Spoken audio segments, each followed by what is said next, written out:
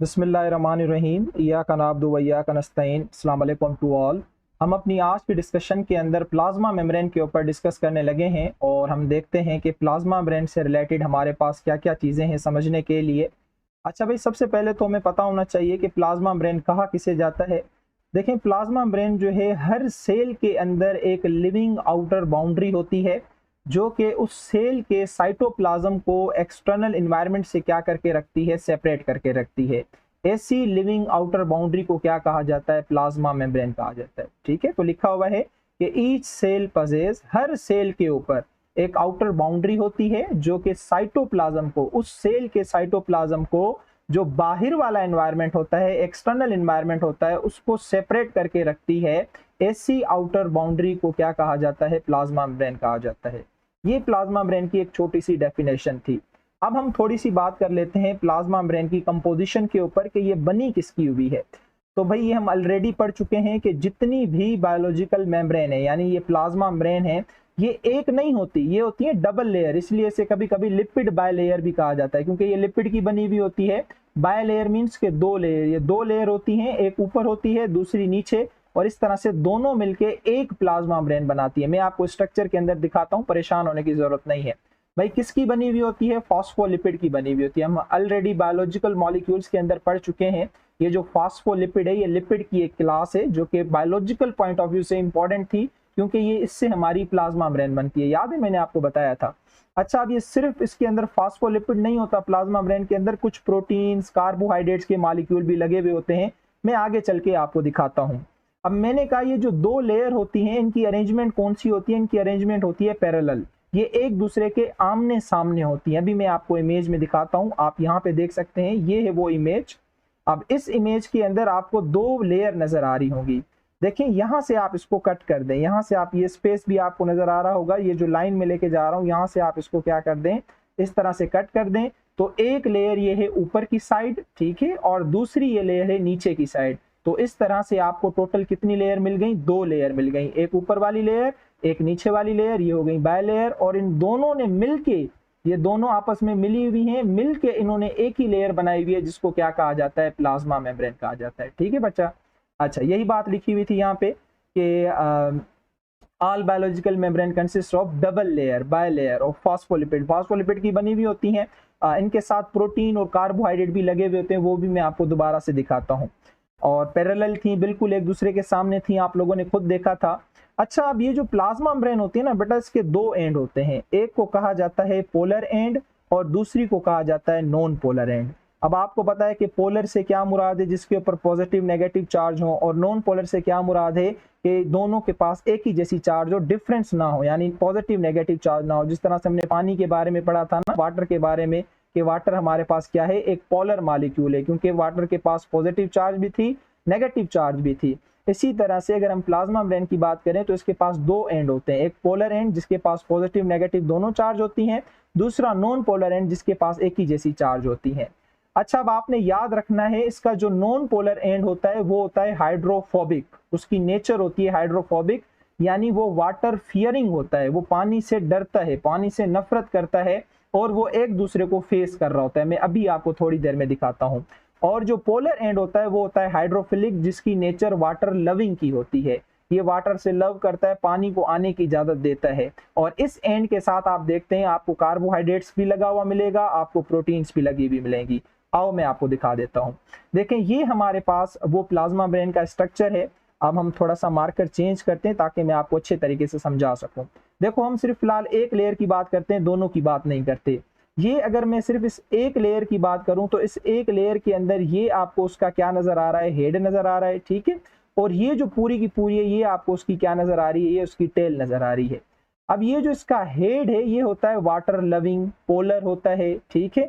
और ये जो इसकी टेल है, ये होता है हाइड्रोफोबिक, जो कि वाटर फियरिंग होता है, और ये पानी से नफरत भी करता है। ये आपने याद रखना है। तो कितने एंड बन रहे हैं, दो एंड बन रहे हैं। एक ये ऊपर वाला हेड, इसको मैं एच से लिख देता हूं, और ये पोलर एंड है, क्यों, क्योंकि ये वाटर लविंग है, इसलिए हम इसे हाइड्रोफिलिक भी कहते हैं।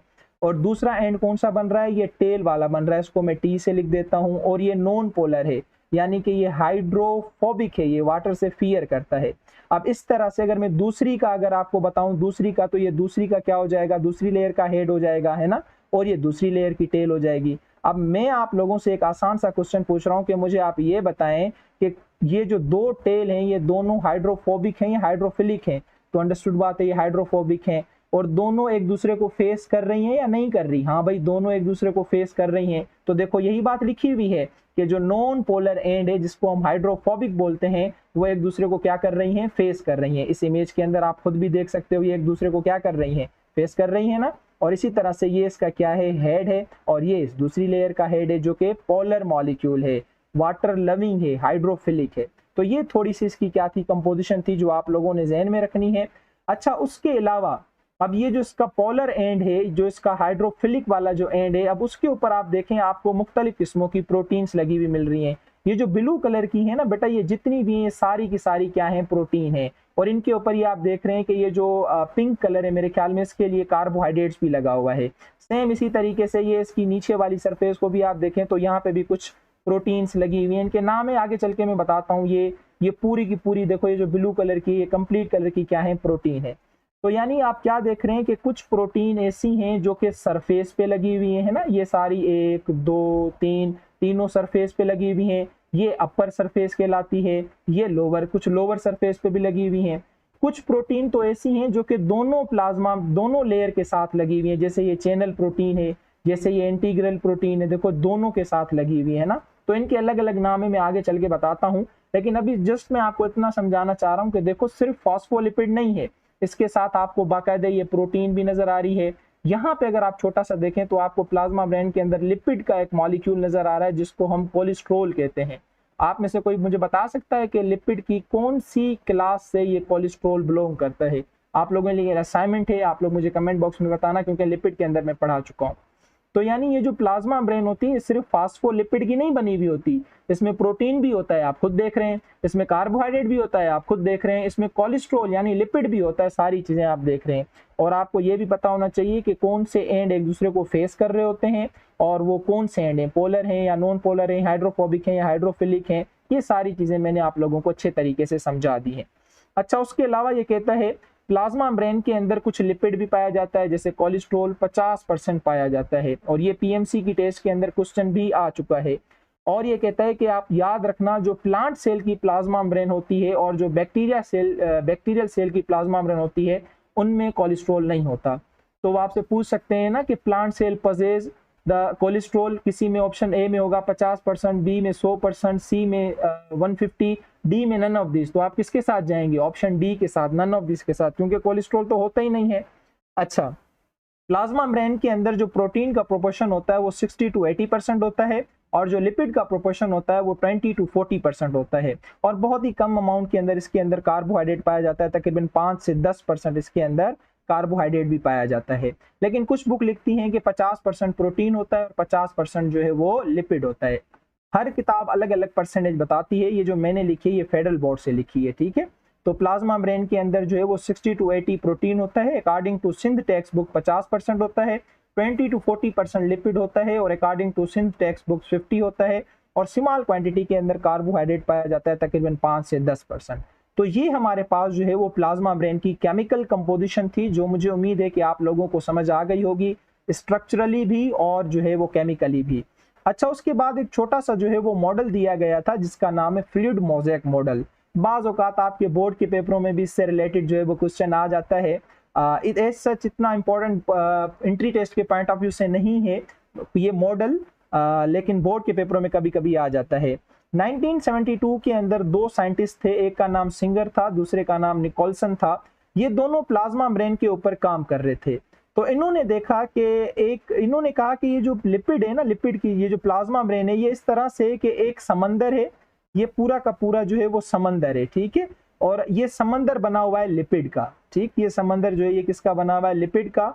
और इस समंदर में छोटे छोटे से बर्फ के जो हैं वो टुकड़े पड़े हुए हैं, जिन्हें आइसबर्ग कहते हैं ना। समंदर के अंदर जो बर्फ के टुकड़े होते हैं उन्हें आइसबर्ग कहते हैं। और इसने कहा कि ये जो आइसबर्ग है ये क्या है? प्रोटीन है।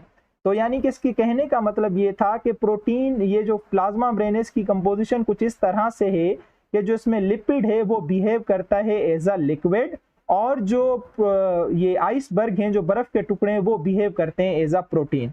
यहाँ पे लिखा हुआ है कि according to this model lipid molecules are present in fluid state, और ये जो लिपिड के मॉलिक्यूल हैं ये किस फॉर्म में होते हैं, फ्लूइड की फॉर्म में, और जो प्रोटीन है ये मोज़ेक फॉर्म में होते हैं। मोज़ेक मींस दाने दाने नुमा स्ट्रक्चर, तो ये आपको नजर आ रहा है। Lipid behaves like a sea, lipid ऐसे जैसे एक समंदर, और इस समंदर में प्रोटीन ऐसे पड़ी हुई है जैसे कि बर्फ के टुकड़े। तो यहाँ पे ये मॉडल हो जाता है खत्म। अच्छा, अब ये कहता है जो प्रोटीन्स हमने बताई ये लिपिड के साथ जो अरेंज होती हैं, लगी हुई होती हैं, ये दो टाइप्स की होती हैं। एक होती है इंटीग्रल प्रोटीन, जिसको दूसरा इंट्रिंसिक प्रोटीन कहा जाता है। दूसरी होती है पेरिफेरल प्रोटीन, जिसको दूसरा एक्सट्रिंसिक प्रोटीन कहा जाता है। दोनों बहुत ही ज्यादा आसान है। देखो, अब अगर मैं आपको ये वाली इमेज दिखाऊं, साफ करके दिखाता हूं आपको ये वाली इमेज। अब इस इमेज के अंदर आप क्या देख रहे हैं, आपको एक वो प्रोटीन नजर आ रही है, आसान लफ्जों में एक वो प्रोटीन नजर आ रही है जो कि दोनों लिपिड की लेयर के साथ एसोसिएटेड है। ये नजर आ रही हैं, एक ये और दूसरी ये, है ना, दोनों ऐसे ही है ना, दोनों लिपिड की लेयर के साथ एसोसिएटेड है। जबकि दूसरी आपको ऐसी प्रोटीन नजर आ रही है जो कि सिर्फ क्या है, सरफेस पे है, बस ये देखो सिर्फ सरफेस पे, ये अपर सरफेस है और ये लोअर सरफेस, कुछ लोअर सरफेस पे है, कुछ अपर सरफेस पे। यानी दो किस्मों की आपको प्रोटीन नजर आ रही है, एक वो जो कि पूरी लिपिड प्लाज्मा मेम्ब्रेन के अंदर इनकॉर्पोरेटेड है, शामिल है, दूसरी वो जो कि सिर्फ सरफेसिस के ऊपर मुश्तमिल है। तो ये जो पूरी की पूरी दोनों लेयर के साथ इनकॉर्पोरेटेड है, शामिल है, इसे कहा जाता है इंटीग्रल प्रोटीन या इंट्रिंसिक प्रोटीन। क्लियर? और जो सिर्फ सरफेस पे लगी हुई होती है, सिर्फ बाहर लगी हुई होती है, जिस तरह से ये लगी हुई है या जिस तरह से ये लगी हुई है, इसे कहा जाता है पेरिफेरल प्रोटीन या फिर एक्सट्रिंसिक प्रोटीन। एक्सट्रिन मींस बाहर की तरफ, इंट्रिंसिक मींस के अंदर की तरफ, इंटीग्रल मींस अंदर की तरफ, पेरिफेरल मींस बाहर साइडों पे लगी हुई है। तो टोटल कितनी प्रोटीन हो गई हमारे पास, दो प्रोटीन हो गई। तो यही लिखा हुआ है कि एक इंटीग्रल प्रोटीन है, दूसरी पेरिफेरल प्रोटीन है। जो इंटीग्रल प्रोटीन है वो डायरेक्टली इनकॉर्पोरेटेड होती है लिपिड बायलेयर के साथ, दोनों के साथ, आप लोगों ने खुद देखा। अच्छा, ये प्रोटीन क्या काम करती है, ये प्रोटीन चैनल की तरह काम करती है, पानी के मॉलिक्यूल्स को आने जाने की इजाजत देती है। पानी के अंदर जो सॉल्युबल मॉलिक्यूल्स होते हैं जैसे आयंस वगैरह, उनको आने जाने की इजाजत देती है। बस इंटीग्रल प्रोटीन का यही काम है, पानी को आने जाने की इजाजत देना, आयंस को आने जाने की इजाजत देना। क्यों? क्योंकि हमने अभी थोड़ी देर पहले क्या पढ़ा कि पानी यहां से तो गुजर जाएगा, हेड से गुजर जाएगा, क्योंकि ये पानी से लव करता है, हाइड्रोफिलिक है, हेड पोलर मॉलिक्यूल है, लेकिन जैसे यहाँ टेल पे पहुंचेगा ये टेल पानी को भगा देगा। क्यों? क्योंकि ये तो हाइड्रोफोबिक है, ये पानी से नफरत करता है, पानी से डरता है, ये तो उसे भगा देगा। तो यहां से तो पानी मूव नहीं कर सकता ना, तो पानी कहां से मूव करेगा, इस चैनल प्रोटीन से जो कि इंटीग्रल प्रोटीन है।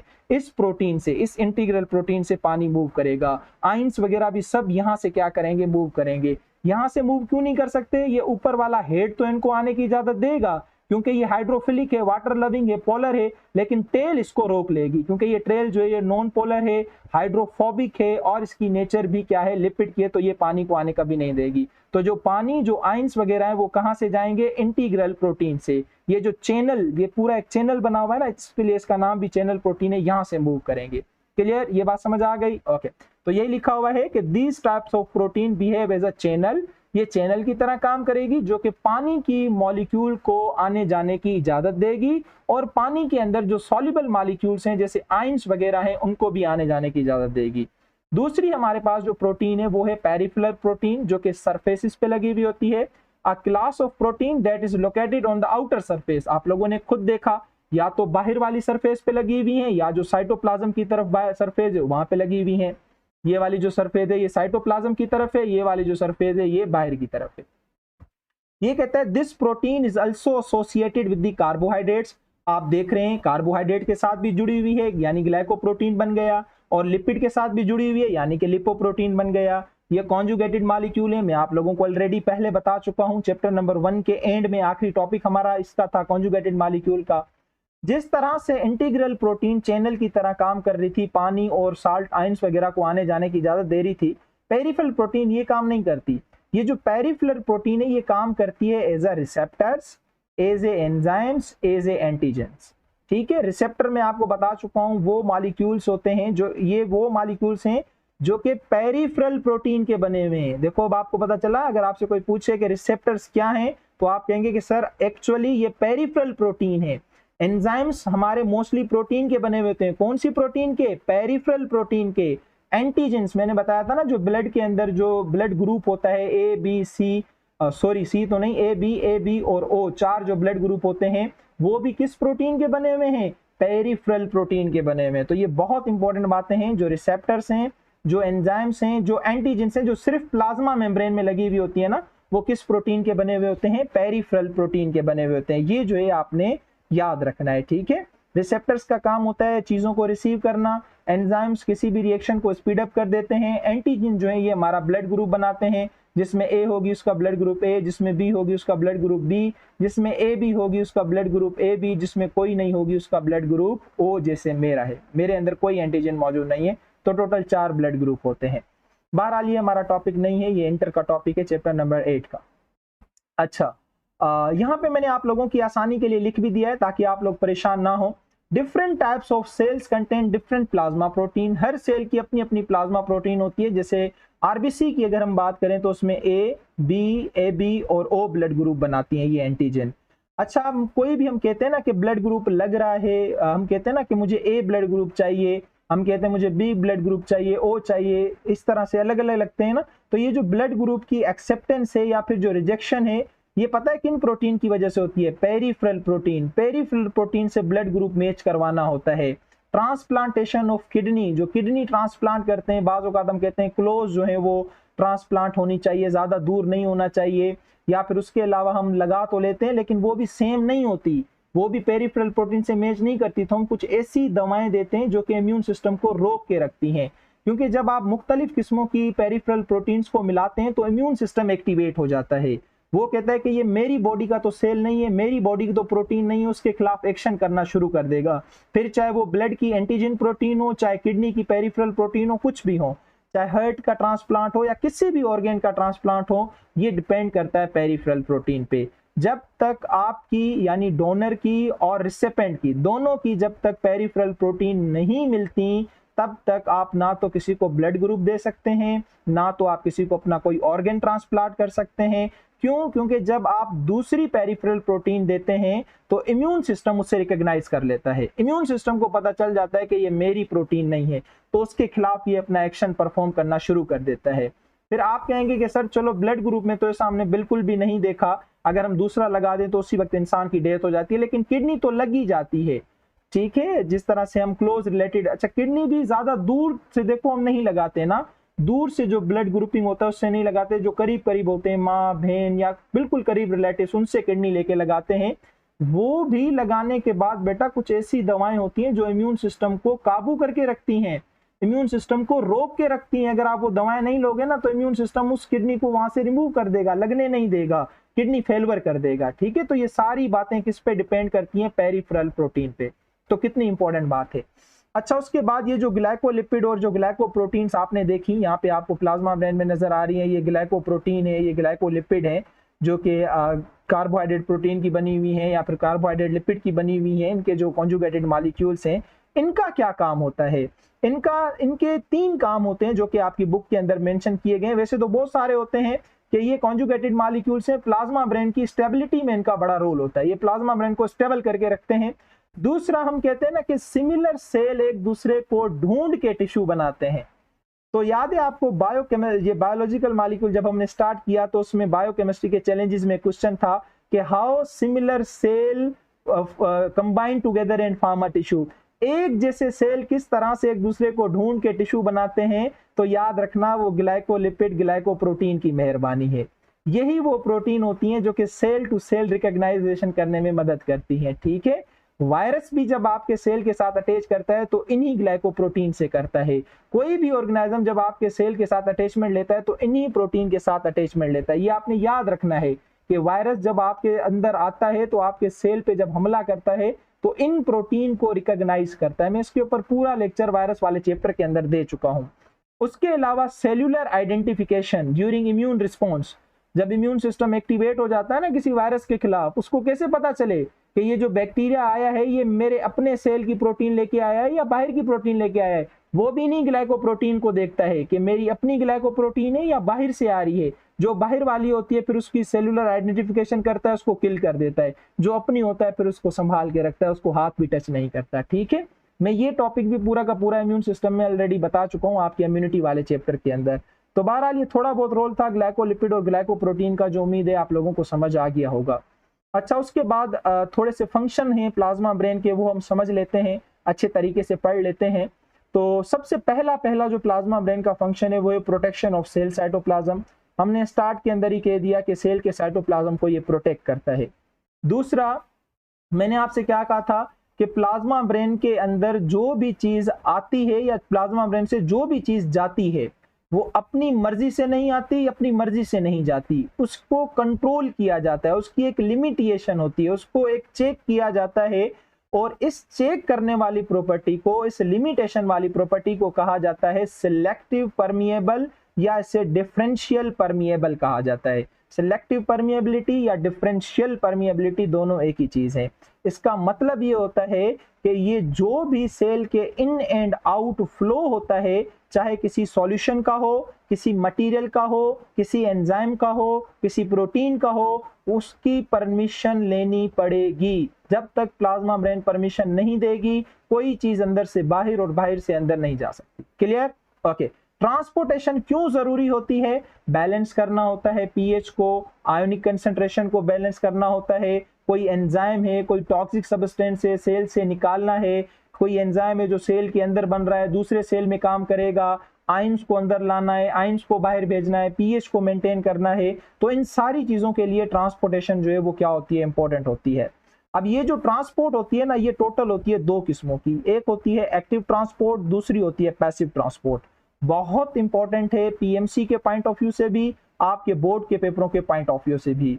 आप उम्मीद है कि आप लोगों ने इसके बारे में थोड़ा बहुत समझा होगा, क्योंकि अभी तो 9th मैट्रिक के अंदर भी ये टर्म्स आ गई हैं। सबसे पहले देख लेते हैं थोड़ा सा पैसिव ट्रांसपोर्ट को। भाई पैसिव ट्रांसपोर्ट के अंदर जो मॉलिक्यूल्स होंगे, याद रखना, वो हायर कंसंट्रेशन से लोअर कंसंट्रेशन की तरफ मूव करेंगे। ये बात अपने जहन में आप बिठा लें कि पैसिव ट्रांसपोर्ट के अंदर जो मॉलिक्यूल्स होते हैं वो अपनी हायर कंसंट्रेशन से अपनी लोअर कंसंट्रेशन की तरफ मूव करते हैं। इस किस्म की ट्रांसपोर्टेशन के अंदर किसी भी एक्सटर्नल एनर्जी की जरूरत नहीं पड़ती।